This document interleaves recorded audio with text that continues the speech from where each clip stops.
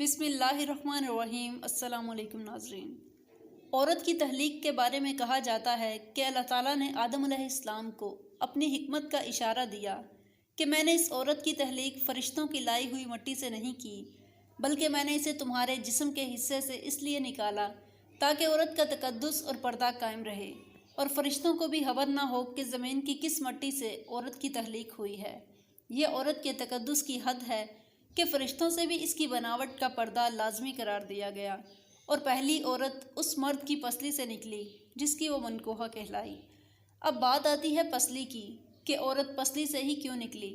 کیا ٹیڑھا پن وہیں سے ملا؟ نہیں، یہاں بھی حکمت سے حالی بات نہیں ہے۔ انسانی جسم میں دل اور بہت سے نازک حصے پسلی کے پیچھے چھپے ہوئے ہیں، یعنی پسلی ایک ڈال ہے ان نازک حصوں کے لیے۔ تو اللہ پاک نے عورت کو پسلی سے نکال کر یہ نہیں بتایا کہ عورتوں میں ٹیڑھا پن ہے، بلکہ اس عورت کو پسلی سے تخلیق کر کے یہ بات سمجھا دی کہ عورت وقت پڑنے پر ڈال بھی بن سکتی ہے۔ حضور پاک صلی اللہ علیہ وآلہ وسلم صحابہ کی محفل میں جلوہ فرما تھے کہ ایک شخص حاضر ہوا اور کہنے لگا، یا رسول اللہ صلی اللہ علیہ وآلہ وسلم، کیا کوئی ایسا مومن ہے جو جہنم میں رہے گا؟ حضور پاک صلی اللہ علیہ وآلہ وسلم فرمانے لگے، ہاں، ایک شخص ایسا ہوگا جو جہنم کی گہرائی میں 1000 سال رہے گا اور مسلسل اونچی آواز میں پکارتا رہے گا، یا حنان یا منان۔ ایک دن اتنی اونچی اور بلند آواز سے یا حنان یا منان کہے گا کہ حضرت جبرائیل علیہ السلام جہنم کے قریب سے گزرتے ہوئے اسے سن لیں گے۔ حضرت جبرائیل علیہ السلام حیران ہوں گے کہ یہ کیسی عجیب بات ہے کہ کوئی مسلسل یا حنان یا منان پکار رہا ہے۔ حضرت جبرائیل علیہ السلام عرش کے سامنے حاضر ہوں گے اور سر سجدے میں رکھ کر خدا کی تسبیح بیان کریں گے۔ اللہ فرمائے گا، جبرائیل سر اٹھاؤ۔ جیسے ہی حضرت جبرائیل علیہ السلام سر اٹھائیں گے تو اللہ فرمائے گا، بتاؤ جبرائیل علیہ السلام کہ کیا عجیب دیکھا؟ حضرت جبرائیل علیہ السلام عرض کریں گے، اے میرے رب، میں نے جہنم سے آتی ہوئی ایک آواز سنی ہے جو کہ گہرے گڑھے سے لگ رہی تھی، کوئی پکار رہا تھا یا حنان یا منان۔ اللہ فرمائے گا، جبرائیل جہنم کے دورکا مالک کے پاس جاؤ اور اس سے کہو کہ جو بندہ یا حنان یا منان کی صدا لگا رہا ہے اسے جہنم سے نکال کر تمہارے حوالے کر دے، پھر اسے میرے پاس لے آؤ۔ حضرت جبرائیل علیہ السلام جہنم کے دروازے پر تشریف لے جائیں گے، دروازے پر دستک دیں گے، حضرت مالک باہر آئیں گے۔ حضرت جبرائیل علیہ السلام انہیں اللہ پاک کا حکم سنائیں گے، حکم سن کر حضرت مالک جہنم کے اندر جائیں گے۔ حضرت محمد صلی اللہ علیہ وآلہ وسلم نے فرمایا، جیسے ماں اپنے بچے کو پہچانتی ہے، مالک ایسے جہنم کو پہچانتے ہیں۔ اس کے باوجود آپ یا حنان یا منان کہنے والے شخص کو تلاش نہیں کر پائیں گے۔ باہر تشریف لائیں گے، حضرت جبرائیل علیہ السلام سے عرض کریں گے، اے جبرائیل، جہنم نے گہرا سانس لیا ہے، اس لیے کون سی چیز پتھر ہے، کون سی چیز لوہا ہے اور کون انسان ہے، اس کی پہچان نہیں ہو رہی۔ حضرت جبرائیل علیہ السلام پھر اللہ کی بارگاہ میں سجدہ کریں گے۔ اللہ پھر ارشاد فرمائے گا، جبرائیل سر اٹھاؤ، تم یا حنان یا منان کہنے والے کو کیوں نہیں لائے؟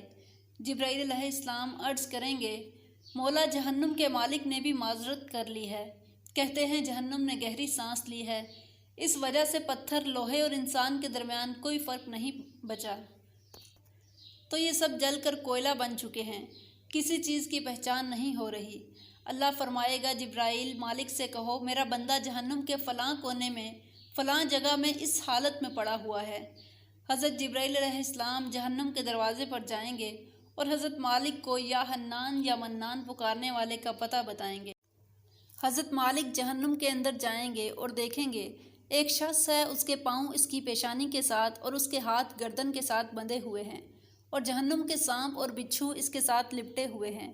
مالک اس کی زنجیریں توڑ دیں گے اور جہنم سے نکال کر حضرت جبرائیل علیہ السلام کے حوالے کر دیں گے۔